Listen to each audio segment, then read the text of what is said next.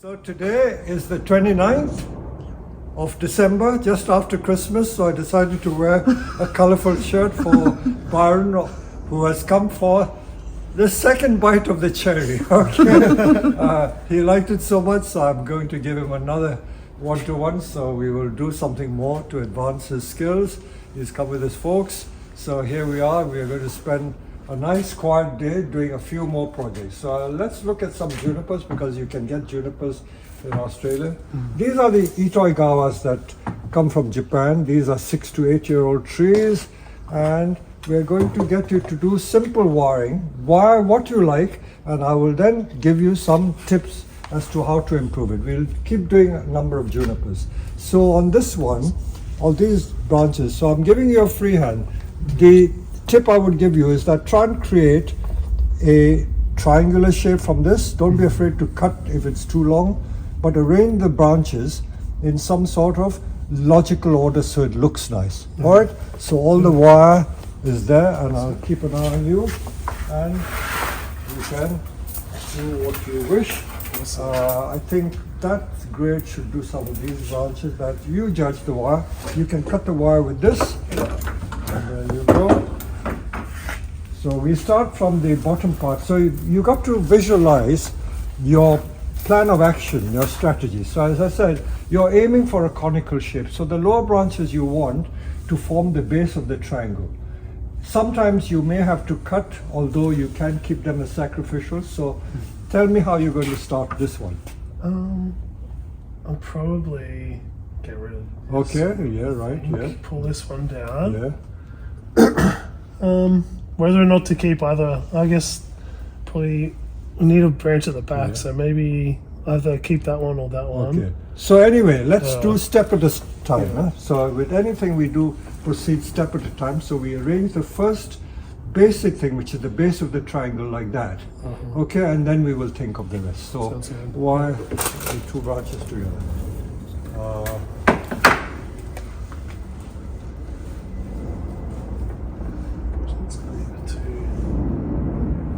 Should think before you cut the wire, all right? Of course. I notice you just cut the wire at random. It's a bad habit. Bad habit, okay?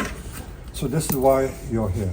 Now, let's choose the right grade of wire. This 2 mil is probably a bit too thin. I think we may need 2.5. Now I'm going to span these two branches. So I need wire to go across that. So measure about that to take up the coil. I know it may not go to the end, but you certainly need that length. Sure. So you measure that for a start. Okay? And then how would you start the wiring? Let me see, because there are little tricks I can teach you on this. How do you put the wire on? Even putting the wire on, there's a knack in doing it. Like putting a bandage on, even everything has a little trick and technique. I was going to pop it around the back here. Now make sure you have enough to go to either end. You see, you got the wire. Make sure, you see that won't go to the end. Make sure it goes to the end. Gotcha. So you got to place it so that it will fit the two sides like that. And then you're going to link the two. So you're not just doing one branch, you're linking the two. So one has to link with the other. So you go around the trunk like that. Give a good anchor around the trunk. Yeah.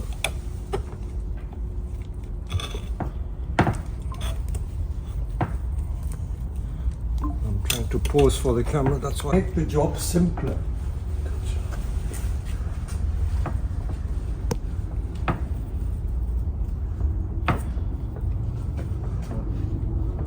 It's amazing how many people never think how long a piece of wire should be. Yeah.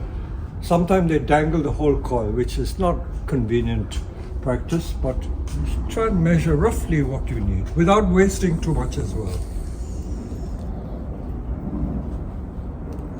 Is this just is this steel wire, this stuff? Or? No, this is aluminium wire, Obviously. anodized aluminium wire. Yeah. Terminated, okay? This is what the gin pliers is for. You can do this. So I think if your dear lady, her partner's mother here, she's a nurse, she'll tell you that how you use the forceps and things there's a knack of doing it, you see? So this is like a forceps. Huh? Okay, now do the same thing to this end.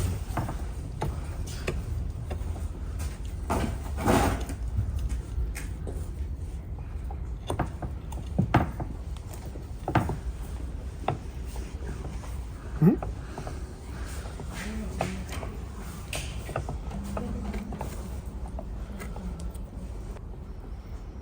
don't know if you're into sport or not, but if you're into sport, it's like doing drills in a certain thing, whichever sport you are. Late in life, I took up swimming, and when I became a swimmer, I learned to perfect the skills by learning how to teach. I went on to become a coach of sorts, not brilliant, but I used to coach. And the drills in swimming, you do endless drills, hours and hours in the pool. You know how to raise your arm, how to lift your elbow, all that sort of thing. The same with the wiring. These are drills, even if you're not making a tree. Just practicing endless drills on a tree helps. Another little trick I can teach you is that if you cut off a branch of something, unwanted branch, you can practice wiring on a branch that you've cut just to perfect your wiring skills. Yes. Yeah, that also helps. See, now it holds well because the gauge of wire is right. So just arranging the first step, the base of the tree, has made some impression.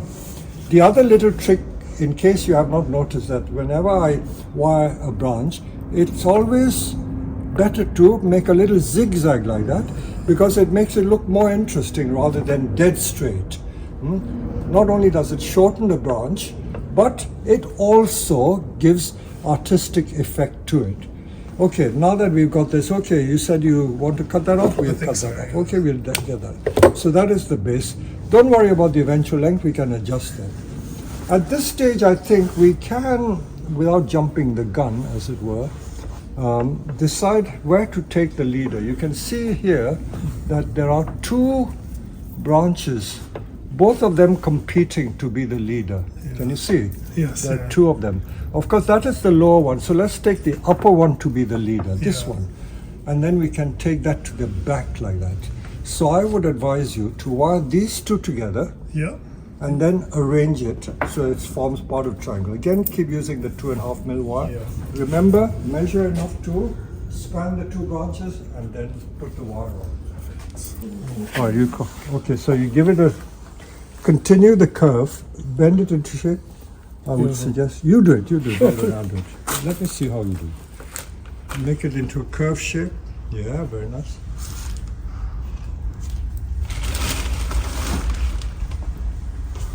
Some teachers do it all and the student just watch. I don't like to do that. I like to make the student do it, otherwise you don't learn. That's how they learn.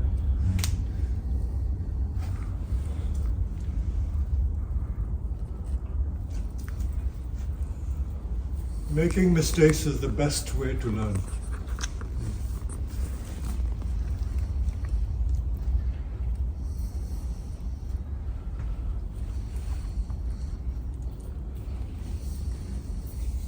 Never be shy to make mistakes.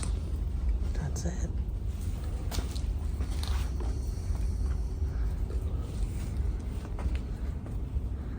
Right, let's have a look. Place it in the final position. We're going to have the tree like this. Oh, so this So is you need to have it more. Right.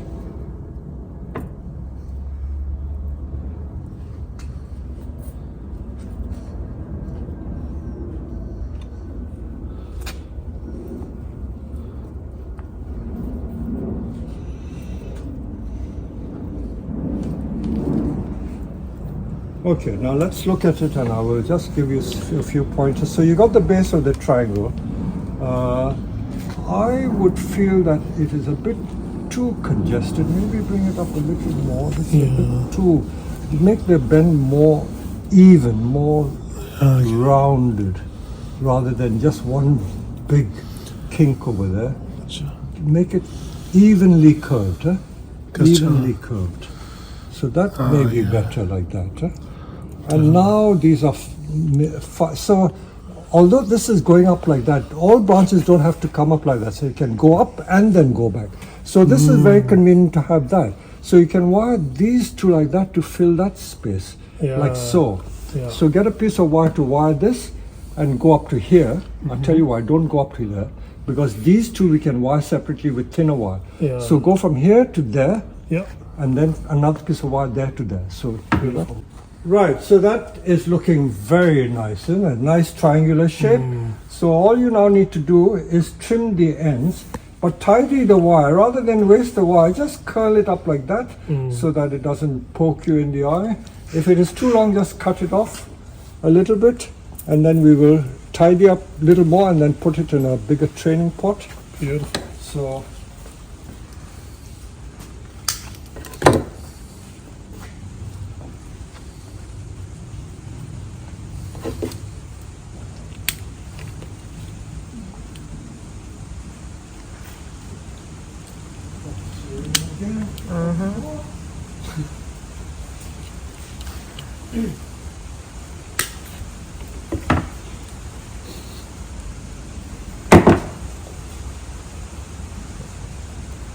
now just trim the ends so that you get nice tidy appearance. All these ends, if you trim, you can either use that or use scissors or whatever.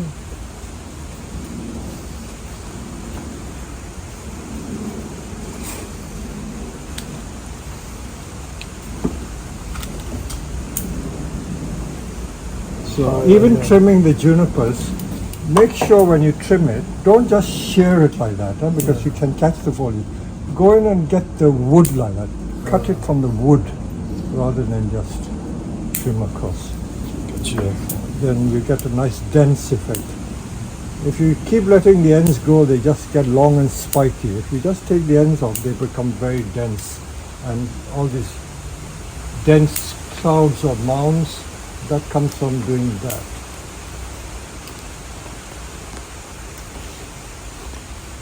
Some people like to cut. The main thing is that the shape is right. You see, now some of these we can leave if you wish to wire to give it more of a full.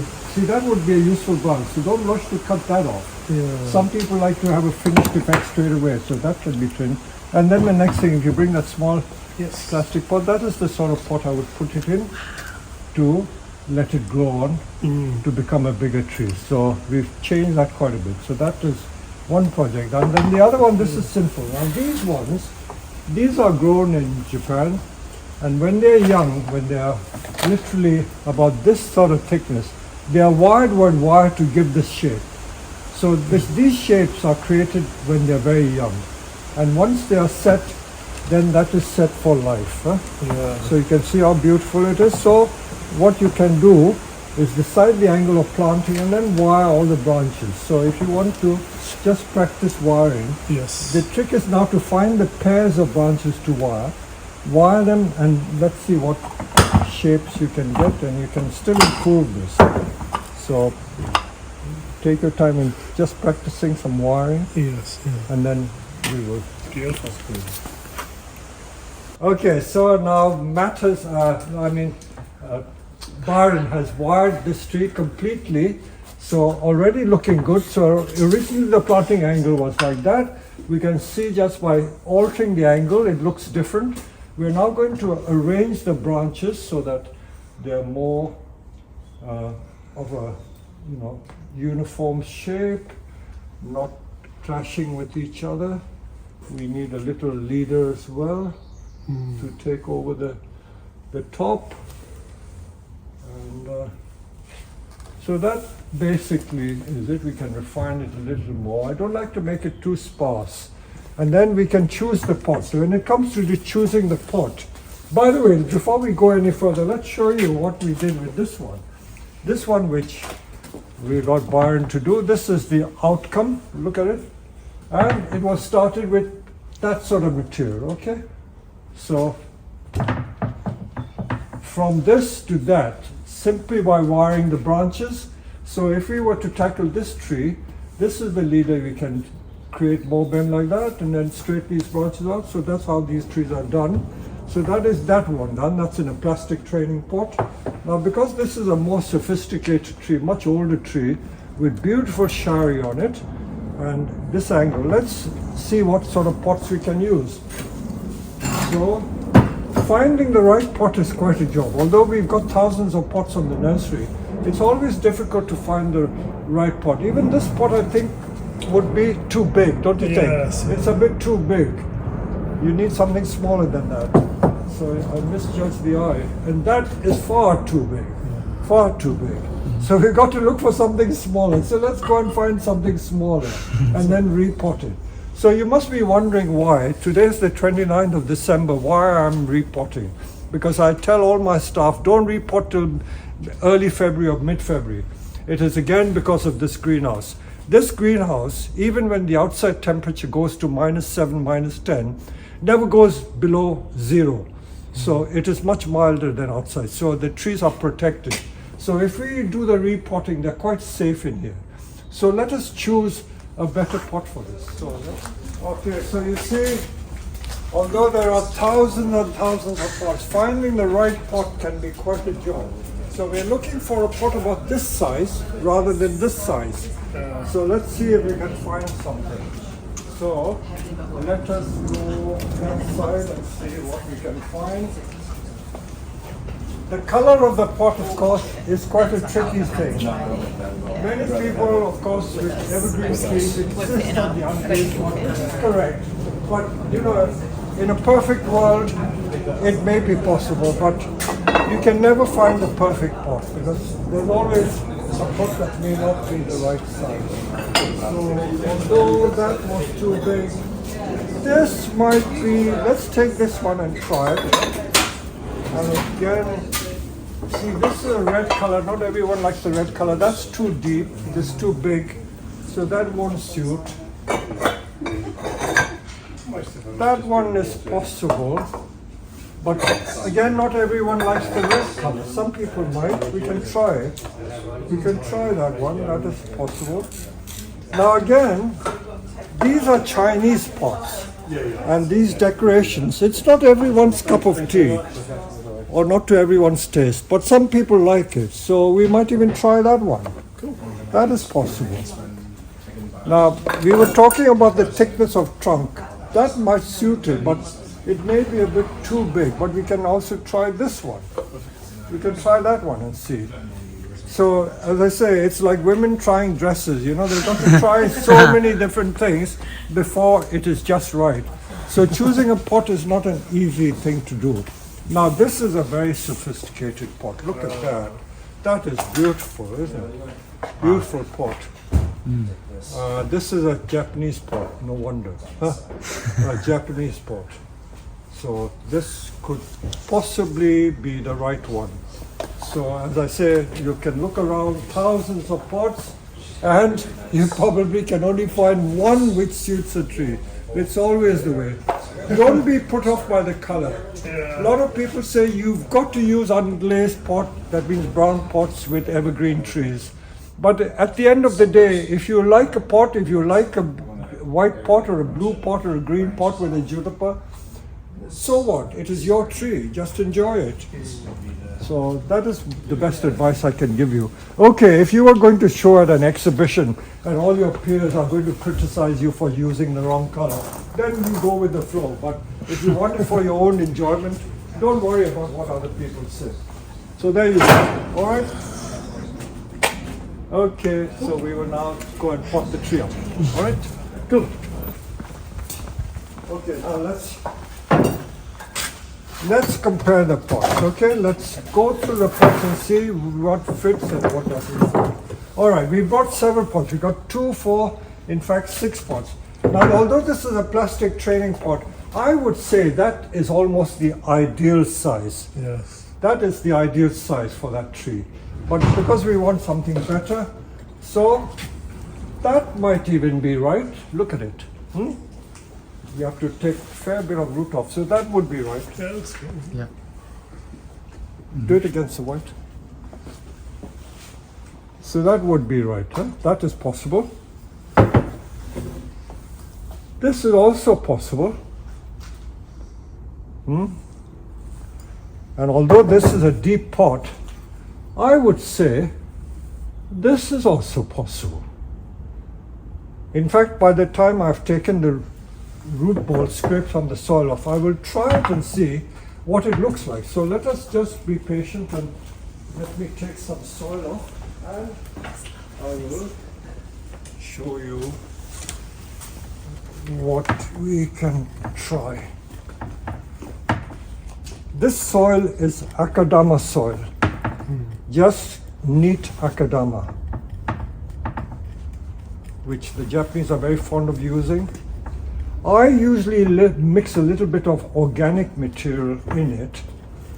So I always advise people, study what the local bonsai people do, because they have experience of what works and what doesn't work. So you don't have to follow slavishly what Japanese people do, because they do it for their climate and it suits their climate. Like when I was in Taiwan, I saw people using a different type of soil, and that soil I know wouldn't survive, the trees wouldn't survive in the UK. So, see, I haven't cut much root off, I've only taken one thick root off, Yeah. but as long as you keep the fine roots, I need to put the pot more in the center. I can't put it there, you see, that would look wrong. Yeah. So it has to come this side.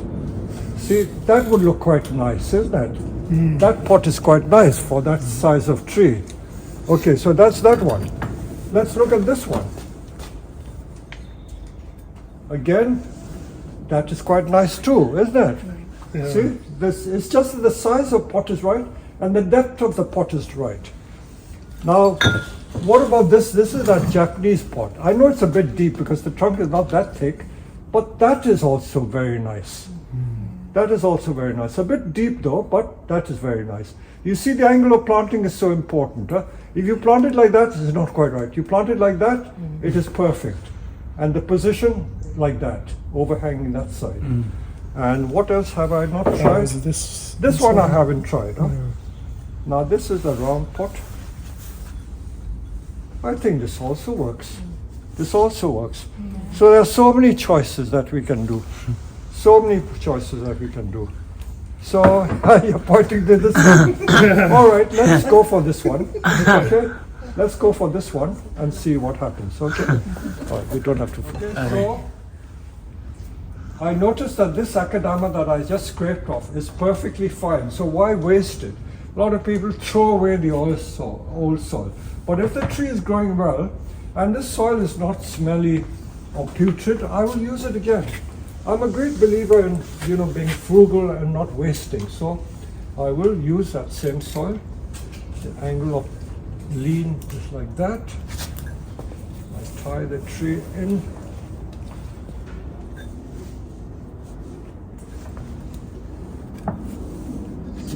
So that angle, that looks nice.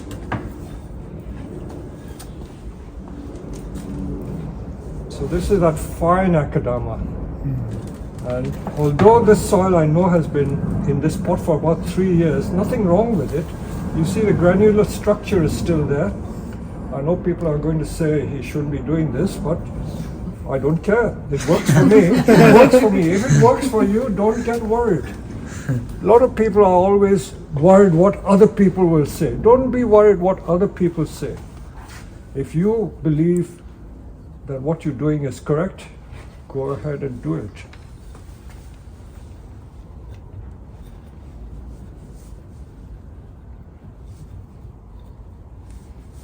And then it will be kept in this greenhouse, and in the spring it will be growing. You notice that these trees have not turned this brown color, that this tree has been exposed to the winter frost. We've had a few days of frost, so it's turning the slightly yellow color. This we always call the winter frost blush. The frost turns them slightly brown, but if you keep it protected like this one was, it is that lovely green juniper color. So there you are, there's that tree. So I hope you've learned something from just wiring, wiring, so that 2-branch principle, you're always wiring 2 branches together. And as long as you wire everything, you can then arrange them however you like. So once this gets full, you can introduce more layers between the pads, and it will be a very nice tree. So I hope you've learned something about wiring today. Of course, yeah. Yeah. So there you go. So Excellent. thank you very much. Thank you. Okay, It's a video. so we finished 2 workshops, and I hope, Byron, you've enjoyed your time here. The sun is shining. A moment ago it was pouring with rain, And this is the British weather, and I hope you haven't been disappointed. No, Right? it's been wonderful. Okay, so Thank you so much. keep practicing it and you'll become a master. Great. Perfect. Come.